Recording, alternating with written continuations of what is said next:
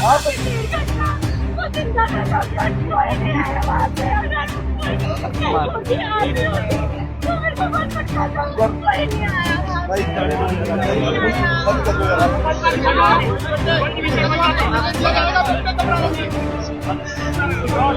want them dead. जिन्होंने मेरे भाई को मारा मुझे वो dead चाहिए। जो मेरे भाई को मारा मुझे उसका सिर चाहिए। सीएम सैनी से लेफ्टिनेंट विनय नरवाल की बहन की गुहार। नमस्कार, मैं हूं रचना सिमवाल। पहलगाम आतंकी हमले ने पूरे देश को झकझोर दिया है। इस हमले में अब तक 28 लोगों की मौत हो चुकी है। कई लोग अभी भी जिंदगी और मौत से जूझ रहे हैं। लेकिन इस घटना के वक्त एक ऐसी तस्वीर सामने आई है जिसको देखकर हर भारतीय का खून खौल रहा है। करनाल की सड़कों पर गूंज रही थी एक पत्नी, एक बहन की चीख, आंसू, गुस्सा और सवाल। पहलगाम में हुए आतंकी हमले ने सिर्फ एक सैनिक नहीं छीना, एक परिवार की उम्मीद, एक बहन का अभिमान और एक पत्नी का सहारा छीन लिया। शहीद नेवी लेफ्टिनेंट विनय नरवाल की बहन सृष्टि जब हरियाणा के मुख्यमंत्री नायब सिंह सैनी के सामने फूट फूट कर रोई तो हर किसी का कलेजा फट पड़ा।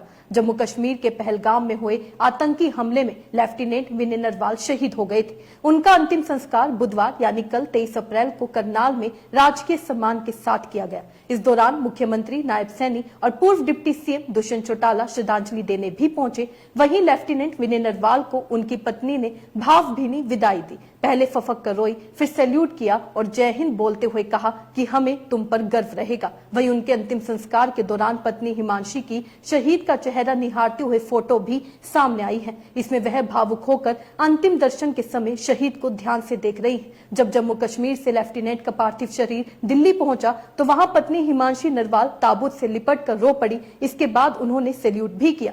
वहीं भीड़ के बीच सीएम सैनी ने परिवार से मुलाकात की तो बहन सृष्टि की आवाज फूट पड़ी और कहा, कोई नहीं आया वहां पर, वो जिंदा था 2 घंटे तक। अगर आर्मी होती तो वो बच सकता था, कोई भी नहीं आया। उन्होंने मुख्यमंत्री के सामने गुहार लगाई, I want them to be dead. जिसने मेरे भाई को मारा मुझे उसका सिर चाहिए। इस पर सीएम सैनी ने भरोसा दिलाया कि वो मरेगा जिसने मारा, न्याय जरूर मिलेगा। आप भी देखें ये वीडियो।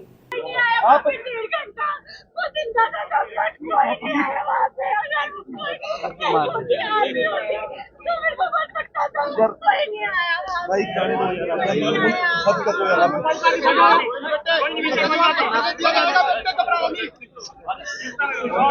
want them dead.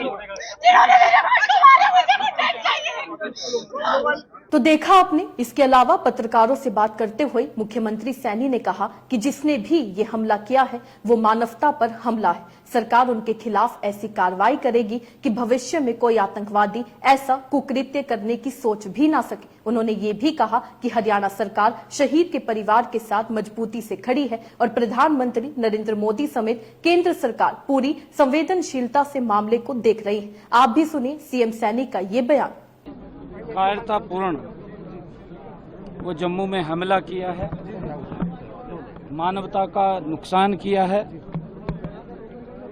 वो बचेंगे नहीं। उनके खिलाफ सख्त कार्रवाई होगी और ऐसी कार्रवाई होगी कि आने वाले समय के अंदर इस प्रकार का कुकृत्य करने का साहस सोच समझ करके करेंगे। विनय नरवाल एक बहादुर हमारा जवान है।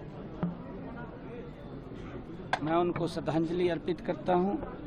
परमपिता परमात्मा से प्रार्थना करता हूं कि उस दिवंगत आत्मा को अपने चरणों में स्थान दे। परिवार को, मित्रजनों को, रिश्तेदारों को जो उनके जाने से दुख हुआ है उस दुख को सहन करने की शक्ति प्रदान करे।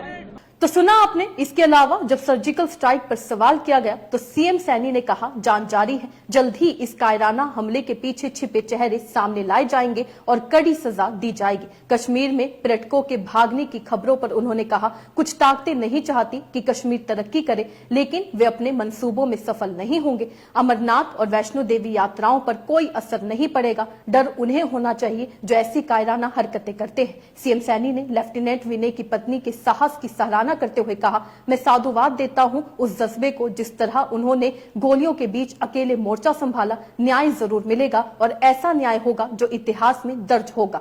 लेकिन अभी भी सवाल कई हैं। सवाल ये है कि जब इतने सैलानियों की संख्या पहलगाम में थी तो सुरक्षा के पुख्ता बंदोबस्त क्यों नहीं थे? ट्योरी स्पॉट पर क्या पुलिस की मौजूदगी नहीं थी? जिस जगह पर आतंकियों ने लोगों का खून बहाया उसके 6 से 8 किलोमीटर के दायरे में क्यों पुलिस नहीं थी? अगर पुलिस नहीं थी तो वहां पर सैलानियों को क्यों जाने दिया गया? क्या इसके लिए सिस्टम जिम्मेदार नहीं है? इस घटना ने भारत में ही नहीं पूरी दुनिया को हैरान कर दिया है। इस हादसे ने इंसानियत को भी शर्मसार कर दिया है। खैर, इस खबर से आप क्या समझते हैं? अपने राय कमेंट में लिखकर जरूर बताइएगा। इसी तरीके से देश और दुनिया से जुड़ी हर छोटी सी बड़ी अपडेट के लिए FBN यानी फ्रंटलाइन ब्रेकिंग न्यूज के साथ बने रहिएगा। धन्यवाद।